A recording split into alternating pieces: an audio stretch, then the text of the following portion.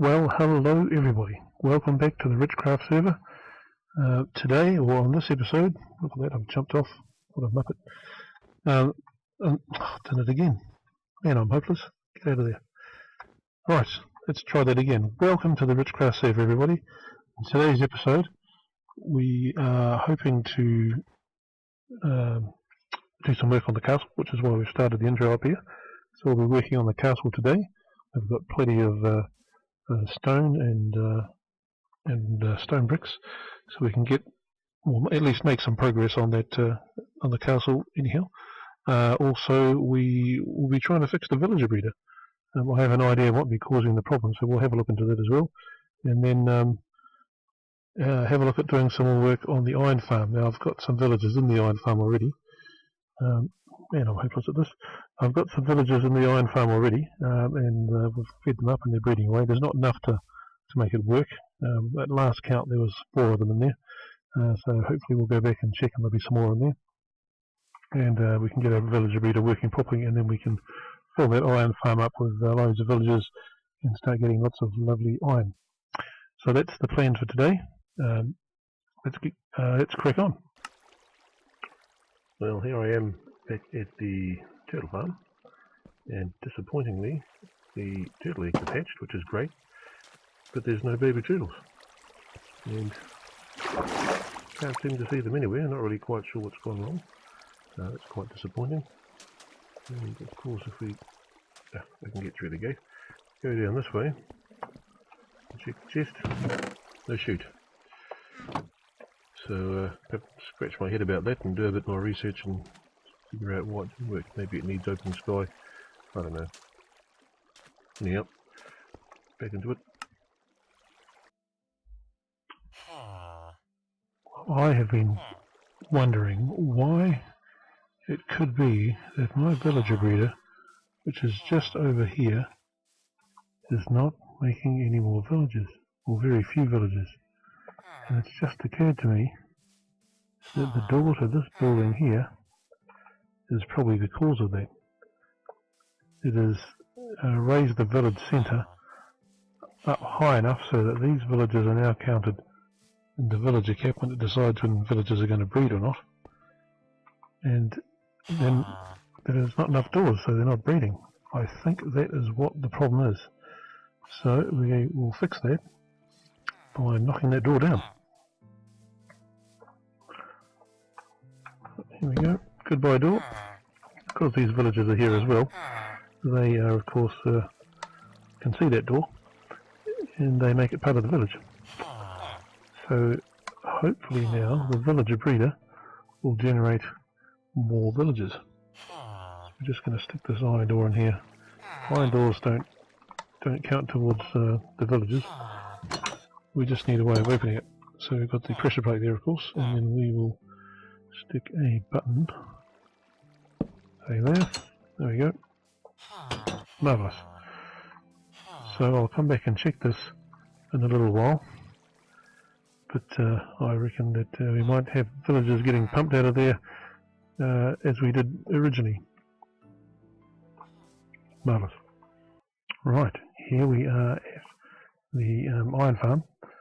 As you can see, I've cleared away all the trees from this area so that we have lots of wonderful sunlight coming down through this glass down to those doors down there, making that a village down there. I've only done 1, 2, 3 corners, so I haven't excavated under this corner yet, but there should be enough doors to get the village underway. And as you can see as well, I have sealed over the that big hole we have in the ground here, so we don't accidentally fall into there. And then I've created a new way for getting up and down. So, oops, jump you silly thing. There we are. So we have a bubble stream there for going up, and of course my preferred method of going down, which is a puddle of water on the ground. And the lag is pretty bad today. Hopefully that'll square itself away, but we just have to put up with it for now. So here we are. We've got all the doors in place. You can see the lava blade there, where the iron golems get washed in and die. Don't have the doors on that side yet because we haven't excavated that side out yet. but I can fight the lag and carry on around this side here. Go a bit further around here. We have some villages, so let's just crack this open here and see how many we got. So we've got 4 villages, or 3 villages and a baby, and that's a librarian. So that is outstanding. We might have to steal him away from here if he turns out to be a good villager. But those villagers there are, well, at least one of them is trying to go into mating mode, so let's grab some more carrots and chuck them over. See if we can get these guys breeding. There you go. Steal it up there so they don't escape. There we go there. So that's good. Good start. Alright, we're doing some work on the castle. To be fair, I have been doing a little bit of work on and off over the last week, so this hasn't all just happened just now. But progress has been made, and I'm pretty keen to show it off. So we'll quickly spin around, and there it is. Lag and all. So we've got some of the outer walls and towers on the sides. They will form the bailey, which will be on the other side of this wall here. Just over there behind my head will be where the main gatehouse is into the bailey, and then following the side of the castle all the way around there'll be a path with maybe another gatehouse sort of where that tower is there, and the path will go back to, you can just see in the distance there, a bridge which will join up with the main town. This colossal cobblestone structure here is built by Jetboy, which it's not part of the castle. I'm actually kind of hoping he'll make it look nicer or move it away, but inside he's got himself some wheat farms, which he's using to feed his cows and pigs and whatever else he's got. No, not pigs, cows and sheep, to make wool and leather and steak, which I've been buying off him at the shop. Guess we should make more leather because I've got a big need for that too. But this is the progress so far, and just want to give a shout out to Shad from Shadversity, so you can find him on YouTube. So Shad is a medieval enthusiast, and he has many videos on different medieval things, and one of his series of videos is on castles, and then why certain things are in certain places, and why they look like they do. So I've been watching his videos about medieval castles, drawing inspiration from what he has to say, and also from one of the castles he's designed. I think he called it Honor Guard. So that was pretty cool. Unfortunately, there's a bit of a balance you have to strike between reality and what you can get away with in Minecraft. So not all of the features he employs will I be employing in mine. I might make some changes to the towers to make them more attractive in Minecraft, which of course won't serve much of a purpose in the real world. In fact, might be a hindrance to the defensive nature of the castle, but still we've got to make it look good. But one thing he does like in his castles and his medieval castles are machicolations. So I've attempted to put some machicolations in here, and if you can just see above my head, you'll see there's 4 little holes there. That's my Minecraft attempt at machicolations. Machicolations are just holes in the extended part of the wall, which extends over the wall over the crenellations, which are those little jaggedy bits up the top there, so that if there's some baddies sitting down the bottom of your castle, you can shoot arrows or drop rocks or whatever through the holes onto them. So those are machicolations. So I've made some. I don't know whether I'm going to keep them while they are functional in the real world. I'm not sure if they look nice on my castle, but we'll keep them there for now. We might make a few more and see what it looks like. But this is progress for now.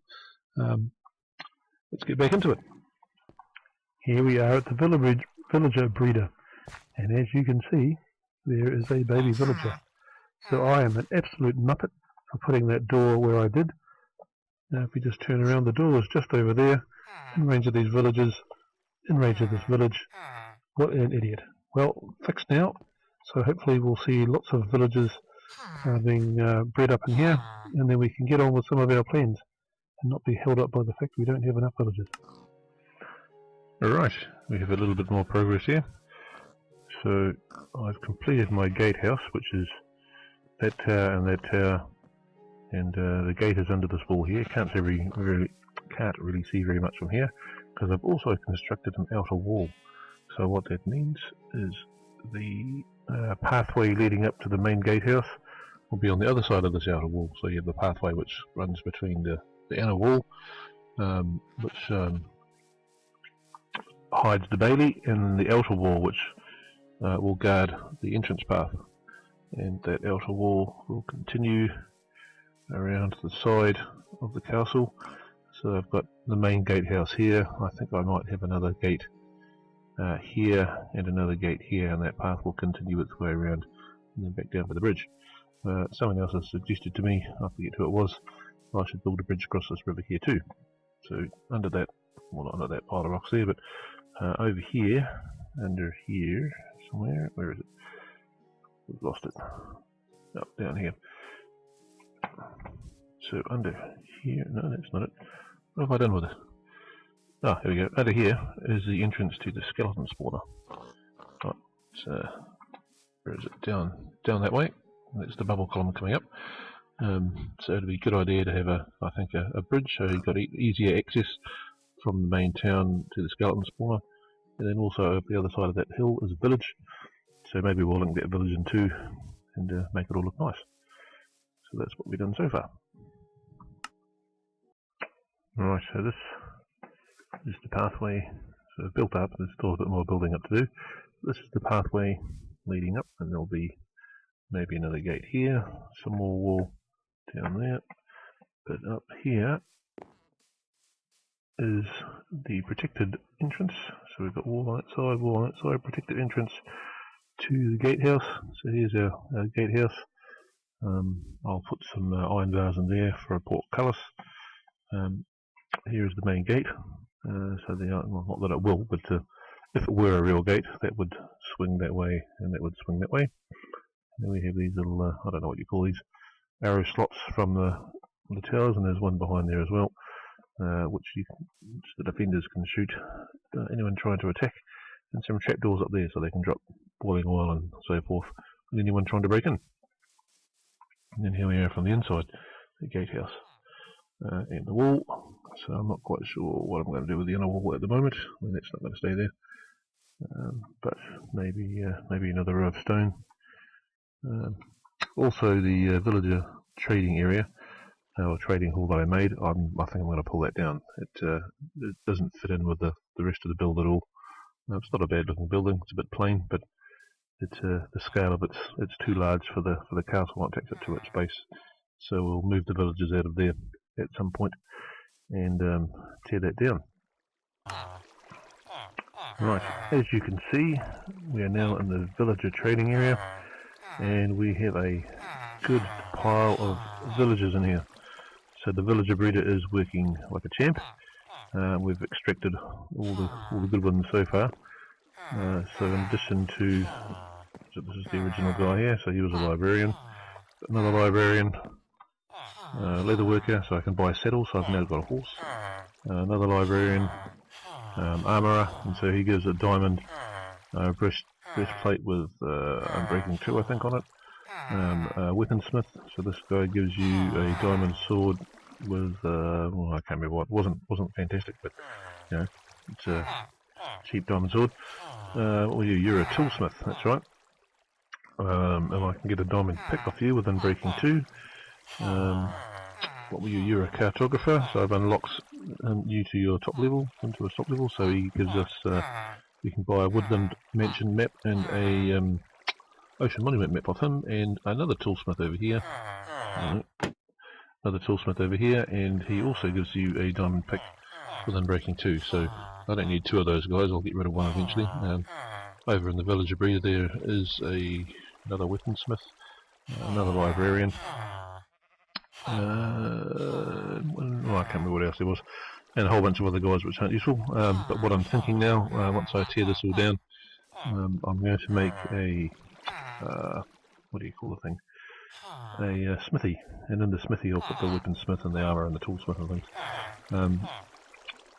So then when I want to trade, I can go there to trade with those particular guys, and I might make a library or something like that, maybe in the keep maybe, or I don't know, somewhere, and then I'll put all the librarians there, and that's where I'll trade with them, and then maybe have another building which could put a butcher or or a sheep farmer or whatever else to trade food with, so we can get more diamonds. So it'll be a little bit inconvenient and dispersed. It's much more convenient having them in here like this, but it will make the castle look more like a castle, and it'll function more like a castle. So that's the plan anyhow. Okay, here I am under my starter house. Now I've made a bit of a change, a bit of a last minute discovery. So I have expanded. I wasn't planning on doing this here under my starter house. I was planning on making a proper kelp farm out in the sea. But I've expanded the kelp farm under my starter house. It's not quite full size. I could have one more row of kelp here, but I'm sort of running out of room here. So right, we'll make do with this. We've got 1, 2, 3, 4, 5. Is it 5? 1, 2, yeah, 5 rows of kelp growing, 15 blocks long.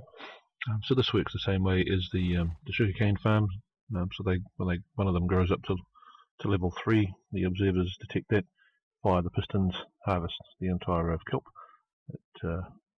It rises up in the water, hits the water stream at the top, gets pushed over the side, and is collected down there. Look in here, we'll see how much we've got. Got a bit there. So, why am I doing that? Why do I need so much kelp? Well, I did not know this, but I discovered after watching one of Exumavoid's videos on Hermitcraft that furnaces now store XP. What does that mean? Well, normally with a furnace you would cook something up, and when you took it out of the furnace, you'll get some XP. And in the old days, 1.12.2 and below, if you put a hopper in the bottom and it took the cooked up product out and put it where it's going to put it, like in a chest, then you wouldn't get any of the XP. But now it remembers all the XP that you've collected in a particular furnace, which it's stored up from all the things it smelted. So you can't just sort of walk up to it and get the XP. You have to have something in there which has been cooked up. So that's why I've put this, well, for now, this what do you call that, lever and redstone circuit there. So that will now lock the hoppers. So the next time I put something in, the hopper won't extract it. So all it needs is just one thing in there. And if you take that one thing out there, all the XP that this furnace has stored up then gets delivered to you. So what the medium-term plan at least is from that kelp farm down there, I'm going to have it automatically going into, I might actually set up another furnace array across this wall here, and so the kelp will go up into that furnace array. There might be, I don't know, maybe 3 or 4 furnaces. I'm not sure what the output is at the moment. I'll have to do a bit of testing. So the output from the kelp farm will constantly keep those furnaces going, and then it'll produce dried kelp, which will turn into kelp blocks, and you can put some kelp blocks back into the array, and keep the other kelp blocks for use on the main furnace array to smelt up whatever else you want. But then the idea will be, if I need some levels, or more likely if I eventually get mending on my items, I can then go up to the furnace array, have the items I need mending in my hands, take something out of that finished product out of the furnace array, and boom, everything should be mended up. So that is my clever plan for the time being. We'll have to get that all set up and see how that works. But that was an unscheduled or unplanned thing I was have done for this episode. But yeah, as soon as I found out, I immediately wanted to try it, and I have actually tried it. So I've had what have I had in there? I think I've had a stack of cobble and a stack of kelp in each of these furnaces. Cooked them all up and then put something else in, and took that one item out and got quite a bit of XP. I didn't quite get enough to go up a level from each furnace, but out of the 6 furnaces I've got here, I probably went up about 3 levels. Yeah, I think kelp only gives you 0.1 XP per block you smelt, so you do need to put a lot of it through there. But if this thing is running automatically and continuously into the array over here, then yeah, we should be able to store up quite a bit of XP while we're running around doing other stuff. And hopefully that means we can quickly and easily repair our items. Sadly, of course, we don't have a mending villager at this stage. Looking forward to the day when that happens. Some of you out there might be wondering, oh, why don't you just build a AFK fish farm? Well, I have built AFK fish farms in the past, but for this this game, this season on the Richcraft server, I've decided that I'm going to do it the old-fashioned way. So get mending through villages rather than AFK fish farms. I've got nothing against them, and they certainly are quite helpful. And if you just want to get on with the game and don't want to be hindered by not having mending on your tools, having mending on your tools means you can just mine so much more, and you can build much larger and more elaborate structures. So if you don't want to be hindered by that, oh wonderful, it's raining, then go ahead, AFK fish farm all the way. But I thought as a bit of a challenge to myself, I would not have an AFK fish farm and you do things the old-fashioned way. If you have an AFK fish farm, of course it means that you don't need to set up a villager breeder or a trading hall, because you can get all your magical books in other ways. So I thought it would be nice to do that. And then when I've never made a villager breeder before, I've never had a trading hall. I've traded the odd thing with villagers in a village, but I've never actually set something up like that, so I thought that would be nice. So that's why we're doing things like this season anyhow. Right, enough yipping, let's get on with it. Alright, another quick update here. Here I am in the basement of my iron farm, and the iron farm is fully functional. We've got enough villagers, they've managed to breed up while I've been minding my own business, and iron golems have been falling down. If you look in here, you can see I don't have very much iron in here, but that whole row was full of iron at one stage. We've cleared all that up, and I've taken it back to my base. I don't have any particular need for it at the moment, but iron is very important, and I do plan on making a lot of hoppers. When I do finish this iron farm array, when there are the full 12 iron farms in here, I will need loads of hoppers to move all the iron from the bottom of each stack of iron farms to the centre, so we will be needing tons of hoppers for that. And when I finish the kelp farm, I guess you call it, kelp farm, and furnaces and everything, we will need hoppers for that too. So hoppers, iron is very important, hoppers are very important, iron farm is good. Right, here we are at the sugarcane farm. I'm just going to do a quick check. I did have to expand out the number of chests I had here because it was getting pretty full, but let's see what we've got in here. So that's good. Awesome. So we're getting loads and loads of sugarcane. That's nice. We'll get even loads more when we expand it further. We're going to take some of the sugarcane and head back to the village trader. Alrighty. So here we have a new build. This here is my shop. As you know, I have a number of villages, and from those villages I've been able to make some trades, and from those trades I've been able to get some items. And so I've decided to create a shop, spin around, which I've called, imaginatively, I've called it Smithy. We've got a couple of signs up there which give an idea of what we do. Some advertising here, say we're open. And I've tried to build it in the medieval blacksmith style. I think over here there's probably way too much cobblestone, so I'll probably change that up at some stage. But out the back here we've got our smithy, got a fire burning under the cauldron there, some furnaces, some water and things to make it look smithy-like. Made some use of the podzol, which we've got all over there from growing giant spruce trees, that we go into the shop. Here we have the shop, and I plan to actually put a villager here, just to give it a bit more, the build a bit more life. Flowers always make things look more colourful. And then we have some chests, and in each chest I put some items based on what they're made out of and how good the enchantments are, and then a sign there to tell you how much.